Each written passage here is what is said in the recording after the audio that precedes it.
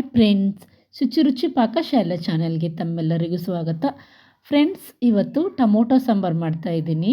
Tomato ಸಾಂಬಾರನ್ನ ಮನೆಯಲ್ಲಿ ತರಕಾರಿ ಇಲ್ಲದೆ ಸಮಯದಲ್ಲಿ ಟೊಮೊಟೊ ಸಾಂಬಾರನ್ನ ಮಾಡ್ಕೋಬೋದು. ಹಾಗೆ ಒಂದೇ ಥರ ಸಾಂಬಾರು ತಿಂದು ಬೇಜಾರಾಗಿದ್ದರೆ, ಕಾಳು ಸಾಂಬಾರು, ಬೇಳೆ ಸಾಂಬಾರು ಈ ರೀತಿ ಸಾಂಬಾರು ತಿಂದು ಡೈಲಿ ಬೇಜಾರಾಗಿದ್ದರೆ ಒಮ್ಮೆ ಈ ರೀತಿ ಟೊಮೊಟೊ ಸಾಂಬಾರನ್ನ ಟ್ರೈ ಮಾಡಿ.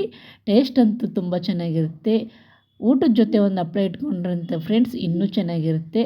ನಮಗೇನೇ ನಾನ್ ವೆಜ್ ಸಾಂಬಾರು ತಿಂದರೂ ಟೊಮೊಟೊ ಸಾಂಬಾರಲ್ಲಿ ತಿಂದಷ್ಟು ತೃಪ್ತಿ ಊಟ ಬೇರೆ ಸಾಂಬಾರಲ್ಲಿ ಸಿಗಲ್ಲ. ನೋಡಿ, ಬಿಸಿ ಅನ್ನ ಟೊಮೊಟೊ ಸಾಂಬಾರಿಗಂತೂ ಫ್ರೆಂಡ್ಸ್ ತುಂಬ ಚೆನ್ನಾಗಿದೆ.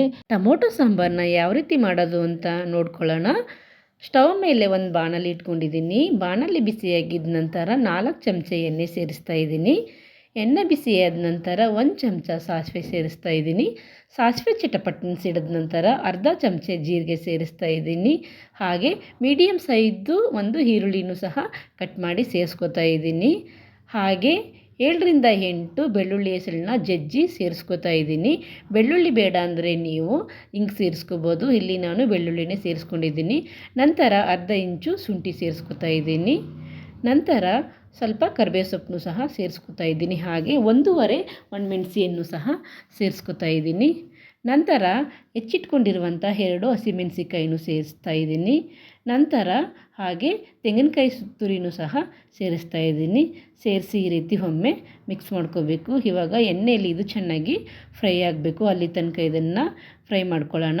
ನಂತರ ಕಟ್ ಮಾಡಿ ಇಟ್ಕೊಂಡಿರುವಂತಹ 4 ಟೊಮೊಟೊ ತೊಗೊಂಡಿದ್ದೀನಿ. ನಾನು ಮೀಡಿಯಮ್ ಸೈಜು ಹುಳಿ ಟೊಮೊಟೊನೇ ತೊಗೊಂಡಿದ್ದೀನಿ. ಟೊಮೊಟೊ ಸೇರಿಸ್ತಾ ಇದ್ದೀನಿ. ನಂತರ ಸಣ್ಣಕ್ಕೆ ಹೆಚ್ಚಿಟ್ಕೊಂಡಿರುವಂತಹ ಕೊತ್ತಂಬರಿ ಸೊಪ್ಪನ್ನು ಸಹ ಸೇರಿಸ್ತಾ ಇದ್ದೀನಿ. ನಂತರ ಅರ್ಧ ಚಮಚ ಅಡುಗೆ ಅರಿಶಿನ ಸೇರಿಸ್ತಾ ಇದ್ದೀನಿ. ಹಾಗೆ 1 ಚಮಚ ಅಚ್ಚ ಪುಡಿ ಸೇರಿಸ್ತಾ ಇದ್ದೀನಿ. ನೀವು ಖಾರನ ನೋಡಿ ಸೇರಿಸ್ಕೊಳ್ಳಿ. ಹಸಿಮೆಣಸಿಕಾಯಿ ಹಾಕಿರೋದ್ರಿಂದ ನೀವು ಖಾರನ ನೋಡಿ ಸೇರಿಸ್ಕೊಳ್ಳಿ. ಹಾಗೆ ಅರ್ಧ ಚಮಚ ಧನ್ಯ ಪುಡಿ ಸೇರಿಸ್ತಾ ಇದ್ದೀನಿ. ಹಾಗೆ ರುಚಿಗೆ ತಕ್ಕಷ್ಟು ಉಪ್ಪು ಸೇರಿಸಿ ಒಮ್ಮೆ ಈ ರೀತಿ ಮಿಕ್ಸ್ ಮಾಡಬೇಕು. ಮಿಕ್ಸ್ ಮಾಡಿ ಇದನ್ನು ನಾವು ನೀರು ಹಾಕ್ದೇ ಮುಚ್ಚಳ ಮುಚ್ಚಿ ಲೋ ಫ್ಲೇಮಲ್ಲೇ 4ರಿಂದ 5 ನಿಮಿಷ ಟೊಮೊಟೊನ ತುಂಬ ಸಾಫ್ಟಾಗಿ ಬೇಯಿಸ್ಕೋಬೇಕು.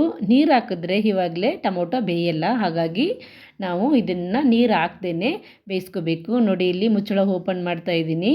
ಇವಾಗ ಟೊಮೊಟೊ ತುಂಬ ಸಾಫ್ಟಾಗಿ ಬೆಂದಿದೆ. 1 ಲೋಟ ನೀರು ಸೇರಿಸ್ತಾ ಇದ್ದೀನಿ. ನೀರನ್ನು ನೀವು ನೋಡಿ ಸೇರಿಸ್ಕೊಳ್ಳಿ. ಸಾಂಬಾರು ತೆಳು ಬೇಕಾ ಗಟ್ಟಿ ಬೇಕಾ ಅಂತ ನೋಡಿ ಸೇರಿಸ್ಕೊಳ್ಳಿ. ಹಾಗೆ ಉಪ್ಪು ಖಾರನೂ ಸಹ ಈ ಸ್ಟೇಜಲ್ಲೇ ಚೆಕ್ ಮಾಡ್ಕೊಳ್ಳಿ.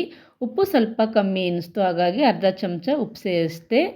ನಂತರ ಮುಚ್ಚಳ ಮುಚ್ಚಿ 2ರಿಂದ 3 ನಿಮಿಷ ಸಾಂಬಾರನ್ನ ಕುದಿಸ್ಕೊಂಡ್ರೆ ನಮಗೆ ತುಂಬ ರುಚಿಕರವಾದಂತಹ ಟೊಮೊಟೊ ಸಾಂಬಾರು ರೆಡಿಯಾಗುತ್ತೆ.